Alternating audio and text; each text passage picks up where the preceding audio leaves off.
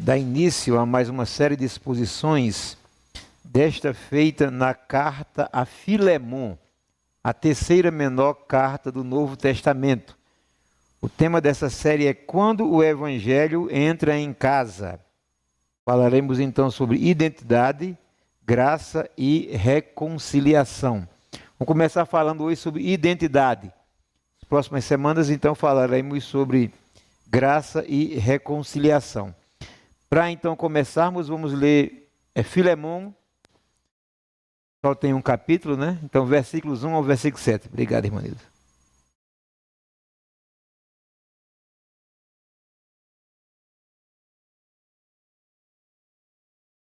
Filemon, capítulo único, versículos 1 ao versículo 7.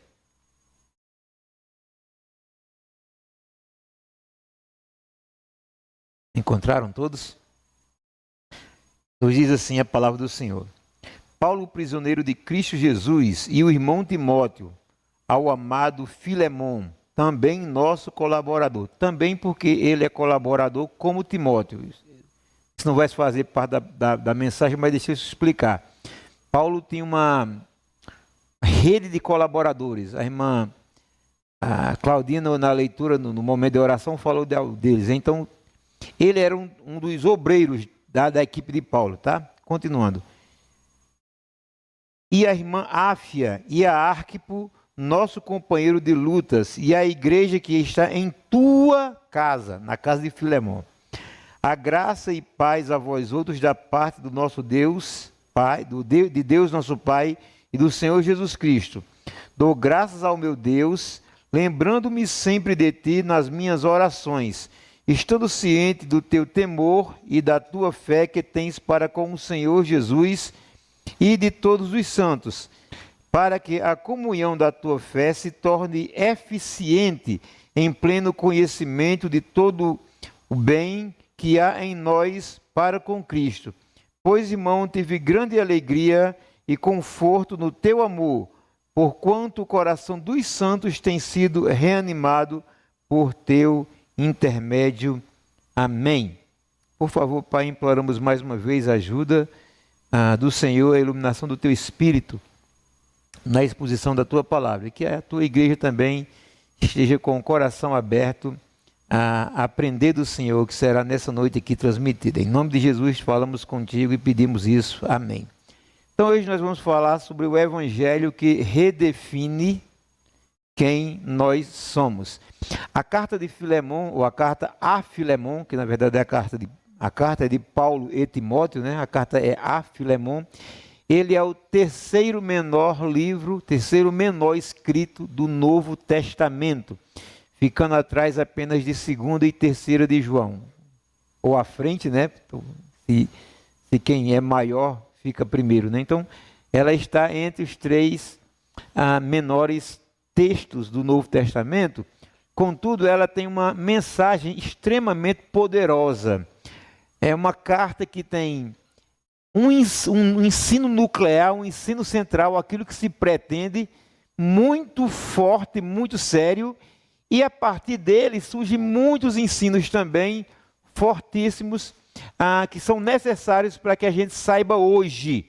Por exemplo, um dos assuntos mais complexos da vida cristã, como o Evangelho transforma relações em um mundo marcado por hierarquias, desigualdades e tensões sociais. Era essa situação aqui, nesse tempo, e não deixa de ser diferente no nosso dia. Por exemplo, quando Paulo escreve essa carta a Filemon, Filemon era um cristão, um obreiro, que tinha escravos. Era um homem rico. A igreja ficava, pelo menos era um homem de posses, a igreja funcionava em sua casa, mas tinha escravos. A gente se escandaliza com isso. A partir da semana que vem eu vou falar melhor sobre isso aqui. Agora, a escravidão no contexto do Império Romano e até do meio judaico era estrutural, era comum, não era uma exceção, era extremamente comum. Muita gente tinha escravo. E a escravidão daquela época não era como com a escravidão moderna, que ainda acontece até os dias de hoje, né? Geralmente essa escravidão aqui era muito mais por conquista militar, um país saía contra outro, conquistava tudo que aquele outro país tinha, inclusive, ou cidades, né? Inclusive as pessoas, e trazia as pessoas para pertencerem àquele estado. Essa escravidão acontecia às vezes também por dívidas. Uma pessoa ficava tão endividado que quando não podia pagar o outro, pagava com sua própria vida e servia ao outro até conseguir sair da dívida. E por aí vai, existem outros motivos. Isso aqui era tão sério que uma pessoa, por exemplo, e isso acontecia, tinha uma estrutura de conhecimento de profissão boa e se tornava escravo. Existiam médicos escravos. Era alguém que se endividava tanto por descontrole ou por qualquer outro motivo, para com alguém que, sendo médico, ficava escravo de outro. Então era estrutural. Tá certo? Nós vamos ver na semana que vem, com a graça de Deus, nas próximas semanas, que mesmo sendo estrutural, e mesmo que o apóstolo Paulo não toque nisso assim mais diretamente nessa carta, mas mesmo assim a palavra do Senhor já se mostrava contra isso e apontava para um caminho de mudança. Nós não vamos tratar sobre isso hoje, porque não é o tema de hoje, mas vamos chegar lá, né? Então, essa carta aqui não é uma discussão teórica, não é um tratado de discussão doutrinária, mas ela trata de algo prático, que era um conflito real que existia dentro de uma comunidade cristã. Existia uma igreja que se reunia na casa de Filemon. Filemon tinha um escravo que fugiu, que não queria mais servir a ele. Encontrou-se com Paulo em sua prisão, foi preso e na prisão encontrou-se com Paulo. Paulo pregou para ele, ele se converteu. Paulo agora estava mandando que ele voltasse para se reconciliar com seu senhor, Filemon. E ele está dando instruções a Filemon sobre como receber esse escravo novamente, cujo nome era Onésimo. O que o apóstolo Paulo vai fazer então? Logo aqui, nesse primeiro bloco, versículos 1 a 7. Antes dele tratar diretamente do problema, antes dele dizer que Filemon devia receber esse irmão bem, devia perdoá-lo, etc. Primeiro ele vai lembrar a Filemon a respeito de quem ele era em Cristo. Ele começa a falar de onde começa toda a história cristã, de uma pessoa. A história de uma pessoa começa, história espiritual de uma pessoa, começa quando ele é transformado pelo Evangelho. Então, antes dele ser um homem rico, antes dele ter um escravo, antes daquele escravo dever alguma coisa a ele, ele tinha uma nova identidade. E ele deveria agir conforme essa nova identidade. Então, esse texto começa chamando a atenção da gente exatamente para isso. Nós temos uma nova identidade e devemos agir conforme ela e não conforme qualquer outra situação como posição, etc., que a gente tenha. Então, antes dele lidar com esse conflito entre Filemon e Onésimo, o texto vai mostrar quem são as pessoas que estão envolvidas nesse conflito, quais as novas identidades das pessoas envolvidas nesse conflito. Ele faz isso em 3 divisões. A primeira aí, os versículos 1 a 3, ele mostra uma comunidade definida pela graça e, portanto, e também, pessoas que sua identidade foram redefinidas pela graça. Olha aí, versículos 1 a 3. Paulo, prisioneiro de Cristo Jesus, e o irmão Timóteo, ao amado Filemon, também nosso colaborador, e a irmã Áfia e Arquipo, nosso companheiro de lutas, e a igreja que está em tua casa. Graça e paz a vós outros da parte de Deus, nosso Pai, e do Senhor Jesus Cristo. Você percebe que, diferente de algumas outras cartas, Paulo não começa aqui falando do título dele. Ele não começa falando da posição espiritual e autoritativa que ele tinha. Nas outras cartas, como é que Paulo começa dizendo? Paulo, apóstolo de Jesus. Paulo, apóstolo de Cristo. Ele começa aqui mostrando uma mudança de eixo de identidade. Ao invés de dizer Paulo apóstolo, ele diz assim, Paulo prisioneiro de Cristo. Prisioneiro porque ele estava preso mesmo. E segundo, porque cristão tem um grande título, servo de Deus. Quando eu vejo uma pessoa dizendo assim, aquele grande servo de Deus, meu filho, não existe grande servo. Se é servo, não é grande. E se é grande, não é servo. Porque servo é escravo. Ele se apresenta como um prisioneiro de Cristo. O que ele quer é se nivelar aqui com Filemão, dizer, olha Filemão, mais na frente ele vai dizer que estava numa posição de superioridade, mas ele chama Filemão para perto do coração dele, se nivela emocionalmente com ele. Você é um colaborador meu e eu sou um escravo de Cristo. Aquela pessoa que era escravo seu está preso aqui comigo, prisioneiro de Cristo como eu sou também, né? Então ele começa a colocar todo mundo no nível só, se apresenta na verdade como prisioneiro de Cristo. É assim como ele fala a Filemão. E quando ele vai falar a Filemão, ele não chama seu Filemão, fazendeiro Filemão. Ele não chama Filemão de grande Filemão. Como é que ele chama Filemão? O meu cooperador amado.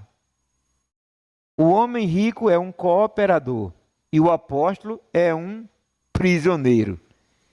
Então as identidades aqui estão se nivelando, né? E sendo redefinidas pelo Evangelho. Embora ele não fale aqui de Onésimo, mas ele também tem uma redefinição de identidade de Onésimo nessa carta. Se você for olhar, por exemplo, no versículo 11, ele diz sobre Onésimo, ele antes te foi inútil, agora, porém, te é útil. Se você for descer um pouquinho mais, o versículo 15 e 16 diz, pois acredito que ele, Onésimo, veio a ser afastado de ti temporariamente, a fim de que eu recebas para sempre. Não como escravo, antes, muito acima de escravo, como irmão caríssimo. O apóstolo se identifica como prisioneiro de Cristo. O homem rico como cooperador. E o escravo como útil e irmão em Cristo. Esse é o Evangelho que redefine a gente, né? E quando ele está falando sobre essas pessoas, Onésimo, Filemão, ele mesmo, ele está falando de uma comunidade. Comunidade que se reúne na casa de Filemão. Tem você, Filemão, tem irmãos para quem você prega, vocês vão receber uma pessoa aí. Então essa pessoa é tão alvo da graça do Senhor como você é também. A igreja se reúne em sua casa. Agora preste atenção no que eu vou dizer aqui, irmãos. A igreja se reunia na casa de um homem que tem escravos. Estranho, né? A gente acha estranho aqui isso, né? Mas, irmãos, graças a Deus que a escravidão não existe mais, pelo menos legalmente, no Brasil e na maior parte do mundo. Mas nós não temos mais senhores de escravos nas igrejas, mas nós temos muito problema nas igrejas. Não é assim? Na igreja a gente tem vários tipos de pessoas. A igreja é uma comunidade perfeitamente salva pelo sangue de Cristo. A igreja é aperfeiçoada pelo amor de Deus, mas a igreja é humanamente imperfeita. A igreja é construída, formada por pessoas perfeitamente salvas, completamente perdoadas, mas que no dia a dia continua cometendo erros, continua cometendo pessoas. Portanto, o Evangelho é para ser vivido, irmãos, dentro dessa comunidade de pessoas que, por um lado, já são transformadas, mas estão dentro de uma estrutura imperfeita, porque é feito de pessoas imperfeitas. A perfeita e santa igreja de Cristo é uma igreja de pessoas imperfeitas, e nós temos que aceitá-las, porque elas também nos aceitam nas nossas imperfeições, nos aceitam nas nossas imperfeições. Nós não somos melhores do que o outro. Alguém é apontado por nós por ter um defeito, e outros já apontam a nós por causa dos nossos defeitos. Então aqui a gente é um bocado de imperfeito como gente, perfeitamente salvo para a glória de Deus, e vamos caminhando, irmãos. É assim que tem que ser. Diz-se de uma história, não sei se é história com H ou é história com E, de uma pessoa que saiu da sua igreja porque ela tinha muito defeito. Aí foi para a segunda igreja. Quando ela chegou na segunda igreja, ela descobriu que aquela igreja tinha muito defeito. Aí chegou e falou para o pastor da segunda igreja: também não vou ficar aqui porque essa igreja tem muito defeito. Foi para a terceira igreja. Quando chegou nessa terceira igreja, com 1 ano ou 2, ela disse para o pastor: eu vou também sair da sua igreja porque ela tem muito defeito. Foi para a quarta igreja. Quando ela chegou e conversou com o pastor, ele fez: olha, aqui também tem muito defeito. E eu preciso dizer para você que o problema da sua primeira igreja não era o defeito dela, é você. O maior defeituoso nessa história aqui é você. Como assim? Porque numa igreja que tem defeituosos, os defeituosos caminham juntos e se ajudam. Nós somos salvos pelo sangue de Cristo, aperfeiçoados pela graça de Deus. Mas não devemos esperar a perfeição dos irmãos. Perfeição só quando a gente chegar no céu. Se alguém quiser uma igreja perfeita, faça o favor de morrer, porque no céu, diz Hebreus, já estão os espíritos dos justos aperfeiçoados. Enquanto estamos aqui, somos assim mesmo, caminhamos dessa forma. Então, essa nova identidade espiritual faz o quê? Redefiniu e colocou todos aqui no mesmo patamar. O apóstolo, o cooperador e o escravo, todo mundo agora em pé de igualdade. Isso é muito bem dito em Gálatas capítulo 3, versículo 28. Na igreja, o que é que tem? Não há judeu, nem grego, não há diferença de nacionalidade. Não há servo, nem livre, não há diferença de status social. Não há macho nem fêmea, os gêneros não produzem diferente. Homem e mulher são todos iguais. Por quê? Porque todos vós sois um em Cristo Jesus. Eu sou muito feliz porque sou congregacional. Sem querer atacar os outros, não estou atacando as outras igrejas, estou falando bem da gente, não mal das outras, né? A história do congregacionalismo, especialmente brasileiro, começou de forma muito bacana. Tem uma curiosidade para os irmãos saberem. Eu não entendia até pouquíssimo tempo, até coisa dos 2 anos, por que é que as igrejas congregacionais no Brasil eram o chamado grupo de igrejas históricas mais heterogêneo e com menos projeção social. Por que tem tanto pobre e tanto rico nas igrejas congregacionais, tanto preto, tanto branco, tanto homem quanto mulher? E quando você olha para essas denominações históricas, a cor da pele é muito parecida, o estado social é muito parecido. Eu fico, meu Deus, por que é isso? E eu via isso como algo bom, né? Mas eu queria entender por quê. Isso tem uma razão histórica. Quando o trabalho congregacional começou no Brasil, e as outras igrejas foram chegando também, por exemplo, a escravidão era normatizada e legal no Brasil. O Dr. Roberto Edicali chegou e disse assim: a partir de hoje, quem quiser ser senhor de escravos, não é, alforrie os seus escravos para ser membro da igreja fluminense, ou então deixe a membresia da igreja. Na igreja fluminense tinha inclusive escravos membros. Nos bancos da igreja fluminense sentava gente rica e gente pobre, e oficial pobre, dando aula para gente rica. Isso aqui é a beleza da igreja. Você chega na igreja, tem um advogado, pensando aqui, por exemplo, no oficialado da nossa igreja, tem pastores com formação superior, tem oficial com formação superior, mas tem oficial caminhoneiro, cobrador cobrador aposentado, não é verdade? Pedreiro, gente com pós-graduação, gente semi-analfabeto. O que é isso? Isso é igreja. Então o doutor Carlos disse assim, olha, vocês libertam. Então um bocado de gente não quis e foram procurar outras igrejas. E aquelas igrejas ficaram bem branquinhas e bem riquinhas. E a essa nova igreja se juntaram os pretos e aquelas pessoas que não queriam ser tratadas com diferença. E foi assim no Brasil todo. Me lembro quando eu era criança, pequenininha, até meus 6, 7 anos, eu era de outra igreja. E essa igreja até hoje trata as pessoas com igualdade, mas comigo foi um pouco diferente, porque eu era muito traquino. Eu era, meus meninos perto de mim são uns santos. Entendeu? Eu era daqueles que entravam no final do banco da igreja e passavam por baixo, beliscando os cabelos das pernas das meninas. Das irmãs. Aí o pastor me pegava pela orelha e entregava à minha mãe. A minha mãe não aguentou, saiu e me entregou aos cuidados espirituais de um primo que me levou para uma igreja congregacional onde estou até hoje. Certo? Depois ela mesmo voltou. Eu era, irmãos, talvez o menino mais pobre da igreja. Tinha roupa de ir para a igreja, roupa de ir para a escola, a roupa que ia para a escola dominical era uma e a do culto à noite era outra. Na semana seguinte só era trocar, né? Entendeu?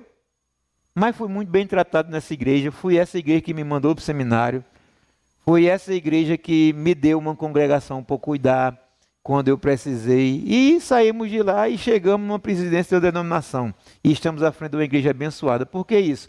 Porque a igreja é essa comunidade, deve ser essa comunidade, onde todos são iguais, onde ninguém, nem o pastor pode se colocar acima dos outros.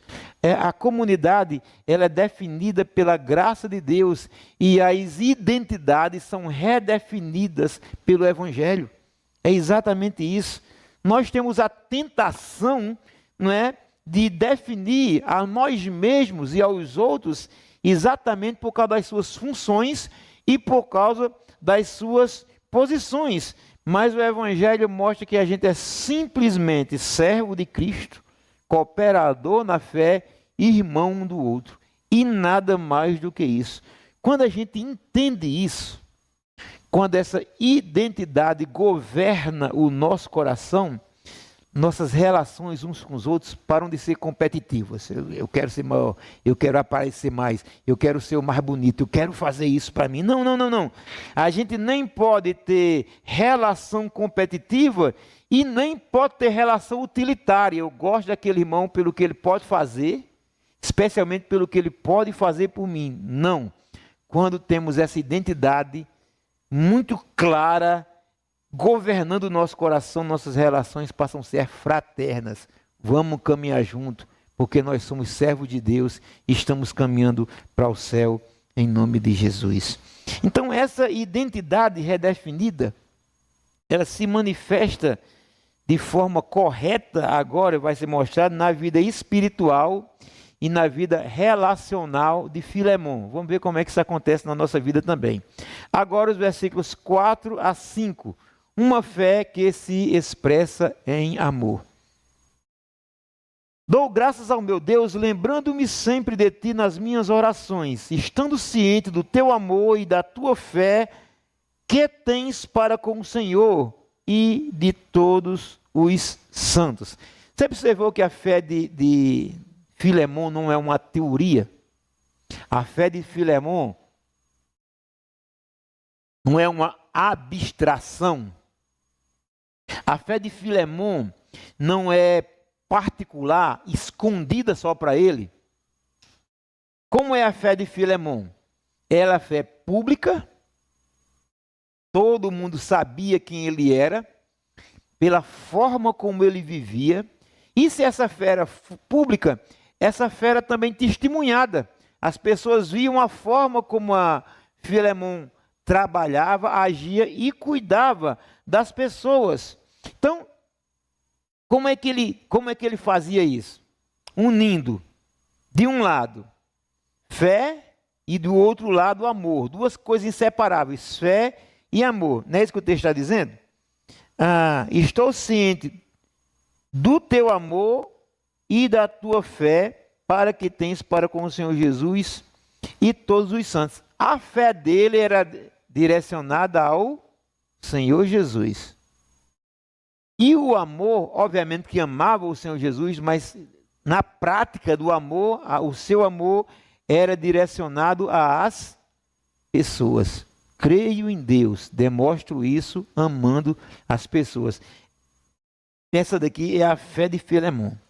É uma combinação poderosa, é uma combinação, para dizer melhor, necessária, porque revela a verdadeira maturidade e a verdadeira identidade cristã. É crente de verdade quem crê em Deus e ama o outro. E ama não apenas, como a gente vai dizer, falando ou sentindo, mas ama fazendo.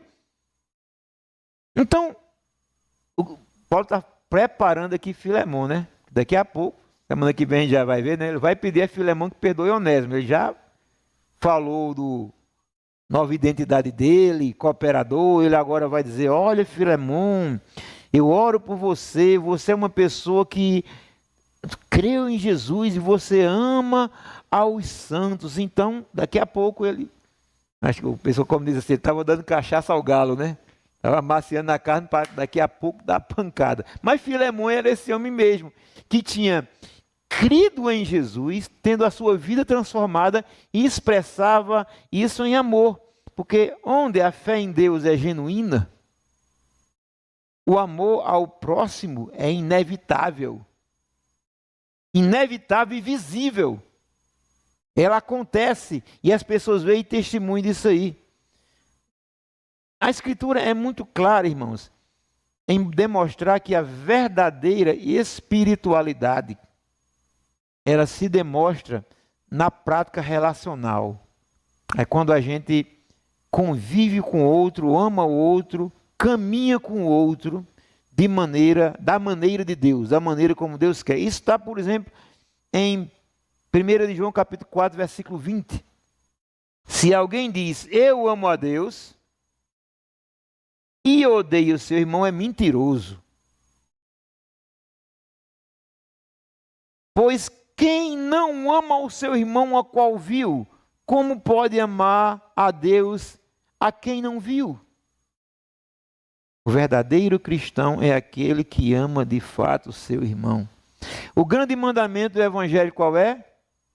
O grande mandamento da lei, aliás, que também é do evangelho, qual é? Perguntaram ao Senhor, qual é o grande mandamento da lei? O Senhor Jesus, o primeiro grande mandamento da lei é: amarás o Senhor teu Deus de todo o teu coração, de toda a tua alma e de todo o teu pensamento. Este é o grande mandamento. Claro, em primeiro lugar, Deus. E o segundo, e ele está colocando em ordem de importância, porém semelhante a esse é: amarás ao teu próximo como a ti mesmo. Então, irmãos, eu preciso chamar a atenção dos irmãos aqui para alguma coisa. É uma doença que pode acontecer espiritualmente, né? Uma esquizofrenia espiritual. Você sabe o que é esquizofrenia, né? É pensamento compartimentado.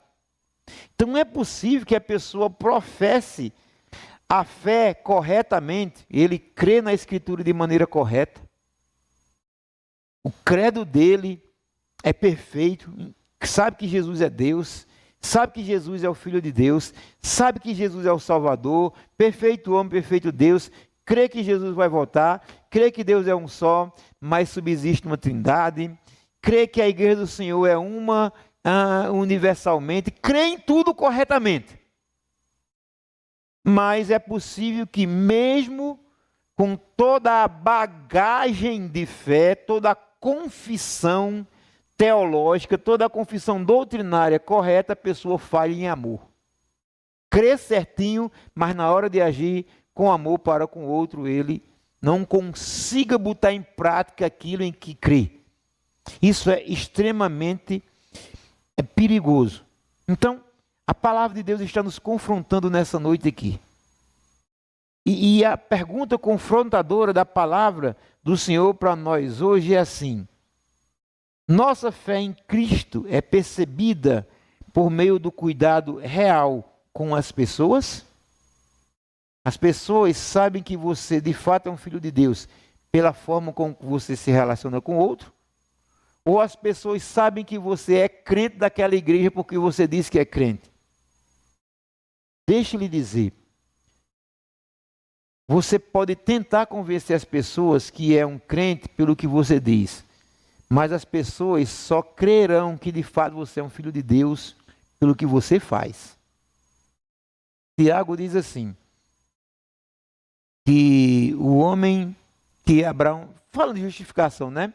Que ele fala que a pessoa não é justificada apenas pela fé, mas também pelas obras. Parece contrariar Paulo, né? Vede que o homem é justificado pelas obras e não somente pela fé. Como assim? Romanos 5:1 diz que a pessoa é justificada pela fé. Já expliquei isso N vezes, vou repetir. Diante de Deus, para ser salvo e ir para o céu, nós somos justificados pela fé, porque cremos em Cristo. Mas diante das pessoas, nós somos justificados pelas obras. Deus conhece seu coração, mas as pessoas não conhecem. As pessoas conhecem o que você faz. Se você tem a fé correta, mas vive incorretamente, especialmente no trato com os outros, ninguém vai crer que você é de fato filho de Deus. Então, a espiritualidade não se mede apenas por confissão correta, mas por relacionamentos transformados. Tiago capítulo 2, versículo 18, Tiago, irmão do Senhor, diz assim: mas alguém dirá, tu tens fé e eu tenho obras. Mostra-me esta tua fé sem as obras. Tenta, ele está dizendo, né? Tenta mostrar sua fé sem as obras. E eu, com as obras, mostrarei a minha fé. Vou mostrar para você que sou salvo pelo que eu faço e não pelo que eu digo. Então essa fé tem que se expressar de modo visível, essa fé que a gente tem. Então esse amor visível, ele não apenas edifica as pessoas, mas ele também fortalece toda a comunidade cristã. É isso que a gente vai ver agora nos versículos 6 e 7 para concluirmos. Uma fé que fortalece a comunhão. Última parte da nossa exposição hoje, os versículos dizem: para que a comunhão da tua fé se torne eficiente no pleno conhecimento de todo o bem que há em nós para com Cristo. Pois, irmão, tive grande alegria e conforto no teu amor, porquanto o coração dos santos tem sido reanimado por seu intermédio. Eu achei isso aqui até poético. Porquanto o coração dos santos tem sido reanimado por seu intermédio. Continua preparando aqui para depois falar da reconciliação, tá? Veja, o amor de Filemon, a fé dele era prática, certo? A fé dele era visível, porque se manifestava em amor. Mas também o amor dele era prático. Como era o amor de Filemon? Ele reanimava o coração dos irmãos. Que coisa bacana, irmãos. Era aquela pessoa que, além de ter uma ação para com o outro, de fortalecê-lo, de ajudá-lo em suas necessidades, ele também tinha uma palavra para o outro. Ele era um pastor, né? Da equipe de Paulo, pastor, tem que ter palavra ao coração das ovelhas. Ele era alguém que procurava os irmãos para falar-lhe não apenas ao ouvido, mas ao coração. Era alguém que era usado por Deus para trazer ânimo àqueles que estavam desanimados. Isso aqui é verdadeira comunhão. Porque comunhão cristã, irmãos, não é só convívio social. Dizer que tem comunhão porque vem para a igreja, porque encontra os irmãos da igreja, porque aperta a mão do irmão da igreja, porque abraça o irmão, de repente sai até para comer uma pizza junto, né? Arthur e eu de vez em quando nos encontramos por aí, nas pizzas da vida. Parece que a gente adivinhou a mesma e de vez em quando sai. Agora eu diminuí o meu relacionamento com pizza, né? Eu estou agora com um problema emocional e relacional com pizza por causa da diabetes, que estou vencendo, tá? Mas de vez em quando eu saio para matar uma redonda e encontro o Arthur por aí. Só que isso não é assim. Não é só bater papo, sorrir, falar do time de futebol, comentar a pregação. Comunhão cristã é uma participação ativa e generosa na vida do outro. Me permita dizer uma coisa aqui, irmãos. Me permita dizer uma coisa. Vou dividir essa coisa em duas, parte A e parte B. Se você não quer que uma pessoa participe da sua vida, chegue junto de você, possa lhe dar uma palavra de conselho, esta palavra, seja ela uma exortação e uma repreensão ou uma consolação, se você não deseja isso, procure outra religião para você. Porque cristianismo é a religião, no bom sentido da palavra de religião, é em que as pessoas convivem com a igreja e participam da vida um outro. Se você não quer deixar que ninguém participe da sua vida, quer ficar fechado em você mesmo, vá ser budista. Você não dá para ser cristão, porque cristão participa da vida do outro.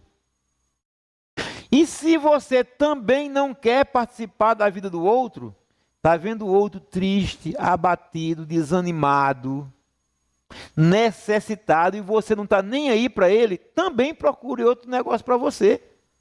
Sei lá, não sei nem que religião existe para isso. Cristão é aquele que se abre para que os outros participem da sua vida e participa da vida do outro também. Cristão é aquele que se permite ser cuidado e cuida do outro também. É isso que ele está dizendo. O coração dos outros são reanimados por você. Então, Paulo está orando aqui por ele, né? Para que a generosidade dele leve a ele a uma compreensão ainda maior do que nós já temos em Cristo.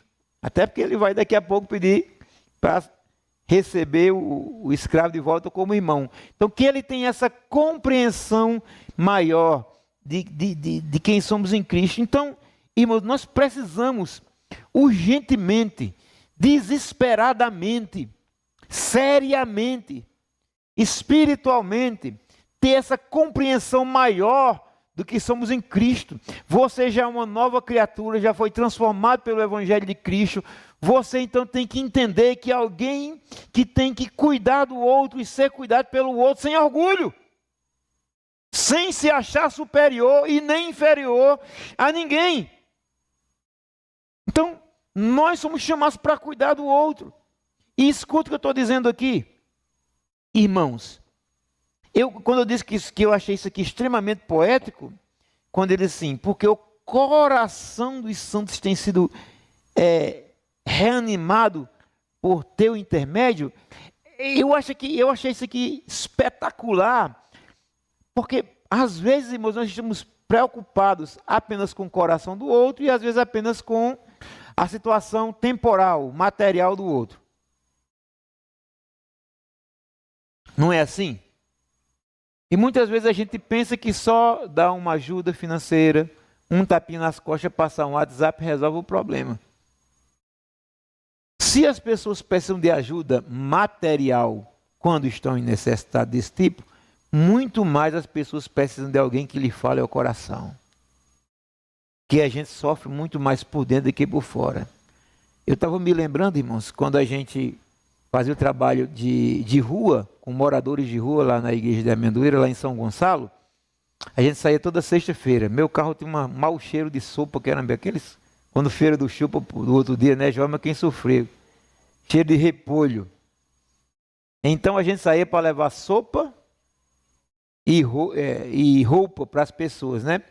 E aí eu sentava com o pessoal no chão, né? Chegava lá, tem aquele cara sentado no chão, entregava lá um prato de sopa a ele, uma roupa, um agasalho, dizia que ele podia tomar um banho na igreja também se quisesse no outro dia, e sentava com ele no chão. A gente fez isso uma vez, passamos uns 2 anos com isso, até que depois fomos trabalhar com um abrigo de mulheres. Mas quando a gente estava lá, a gente percebeu que nas sextas-feiras, várias igrejas de várias religiões faziam a mesma coisa. Tinha gente que estava com 4, 5 quentinhas assim, mais um bocado de prato de sopa, tinha comida de sobra. E finalmente, um deles disse assim, a gente fica torcendo para vocês chegarem. Isso é por quê? Disse, olha, a comida de vocês não é a melhor de todas não, nem a pior, mas não é tão boa assim não. A gente fica torcendo para que vocês venham, Porque os outros tratam a gente como cachorro. Como assim? Joga a comida e sai. Vocês são o único que sentam no chão com a gente. Vocês são os únicos que estão preocupados com a situação e com os sentimentos da gente. Rapaz, eu nunca mais esqueço isso. Às vezes, quando eu penso em alguns irmãos da igreja, falo com alguns irmãos da igreja, eu fico pensando, esse irmão tem necessidade, mas como é que está o coração dele? Não é assim? As pessoas estão necessitadas muito de alguém que lhe fale ao coração, que cuide dos seus dramas, das suas lutas, que devido às suas alegrias também. É isso aqui, é isso que está acontecendo aqui. Então, o Evangelho produz exatamente crentes que a presença deve fortalecer, consolar, e assim se cria. E a igreja deve ser assim um ambiente para que os conflitos sejam tratados não com juízo, com justiça, mas com misericórdia. É fácil dizer que tem razão, botar o dedo na cara do outro e expulsar o outro da presença ou até da igreja. Mas a misericórdia traz o outro para perto. Misericórdia é ter pena das misérias, ter amor ao coração miserável do outro. Misericórdia. Miséria e córdia, coração. Nós somos chamados exatamente para isso. Então, na igreja a gente tem que ter esse estímulo mútuo. Você cuida de mim, eu cuido de você. Hebreus capítulo 10, versículo 24 diz assim: e assim, consideremos uns aos outros para nos estimularmos a fé e as boas obras. Consideremos uns aos outros para nos estimularmos. Tu me estimula e eu estimulo você também. Então, todos nós temos algum tipo de contribuição para a igreja.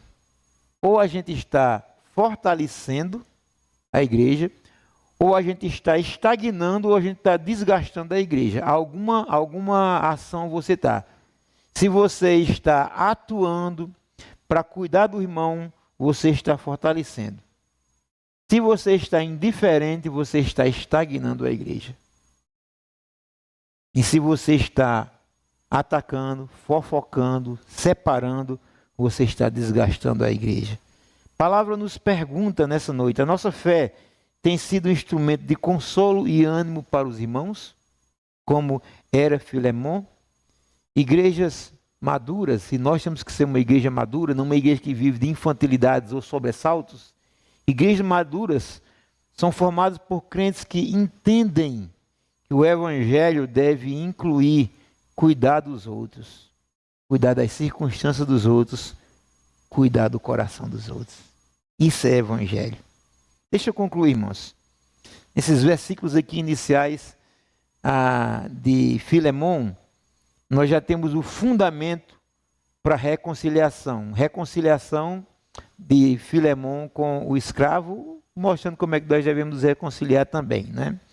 Esse fundamento é estabelecido através do caráter. Você já é nova criatura. Então, Paulo vai demonstrar que a transformação social, ou seja, como eu vivo com os outros, começa primeiro pelo coração. Como assim? Foi que a gente viu. A graça altera a nossa nomenclatura. E nome da Bíblia é a pessoa. Nós somos irmãos antes de sermos senhores. Nós somos cooperadores antes de sermos donos. E nós somos úteis antes de sermos apáticos. Irmãos, cooperadores e úteis ao Senhor. Segunda coisa, a fé transborda, mas a fé não transborda em palavras. A fé transborda em amor. Confiança em Deus, vertical, tem que produzir obrigatoriamente cuidado para com os outros. Vertical, horizontal. Fé em Deus, cuidado para com os irmãos. Terceiro, comunhão tem que ser ativa. A vida cristã e o verdadeiro cristão tem que ter poder para reanimar o coração dos cansados e assim pavimentar o caminho para que a graça resolva os conflitos, ainda que sejam conflitos profundos, como a gente vai ver na próxima semana. Então, irmãos, e concluindo agora, o Evangelho não é uma teoria para ser discutida, um assunto acadêmico para ser transformado em obras e palestras. Amém que existe também, mas o Evangelho, em primeiro lugar, poder para ser vivido nos relacionamentos, mesmo os relacionamentos mais difíceis. Isso é Evangelho. Se a nossa teologia, se a nossa doutrina, se a nossa crença não consegue atravessar a porta da nossa casa e transformar a maneira como tratamos aqueles que socialmente ou na estruturalmente estão abaixo de nós, se nós não conseguimos de forma nenhuma, né, atravessar a porta da nossa casa para ir em direção aos que nos feriram e aos que nos fizeram mal, nós ainda não compreendemos definitivamente nem verdadeiramente a cruz. A cruz é Jesus amando os que o penduraram ali. A cruz é Jesus tratando com amor de sangue aqueles que são menores do que ele, porque são criaturas e pecadores, ele é santo Deus Criador. A cruz nos mostra exatamente que isso. Nós temos que cuidar dos que estão abaixo de nós e nós temos que amar e perdoar os que nos fazem mal. Então a pergunta que esse texto deixa é exatamente essa. Eu quero que nós saiamos todos nessa noite daqui com esta pergunta. Responda para você mesmo. Sua presença na igreja é um bálsamo que cura ou é um peso que sobrecarrega? Você é instrumento de Deus para fazer bem aos outros ou para trazer problema para os outros? Se você diz ter fé, mas as suas relações são pautadas por orgulho, por status, por amargura, você está negando com a sua vida a eficácia do sacrifício de Jesus. Você está dizendo que Jesus não tem poder para transformar você. E você está dizendo que o que Jesus fez com a sua vida é diferente do que você quer fazer com a vida dos outros. Exatamente isso.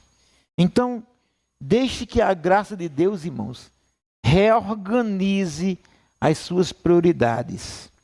Não queira ser conhecido pelo seu status, pelo seu conhecimento, pelos seus méritos. Seja conhecido como alguém que reanima os corações. Olhe para Filemão.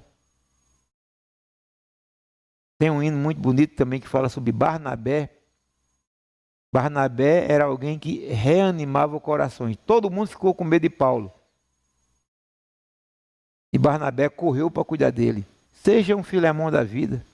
Seja um Barnabé da vida. Reanime corações. Que o Senhor, por sua graça, nos abençoe em seu nome.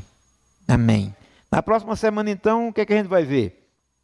Nesse contexto aqui de identidade, de fé e de amor, ele agora vai começar a tratar do conflito de modo concreto, mostrando como é que a graça de Deus, além de cuidar dos corações, também transforma as relações, mesmo as relações mais difíceis.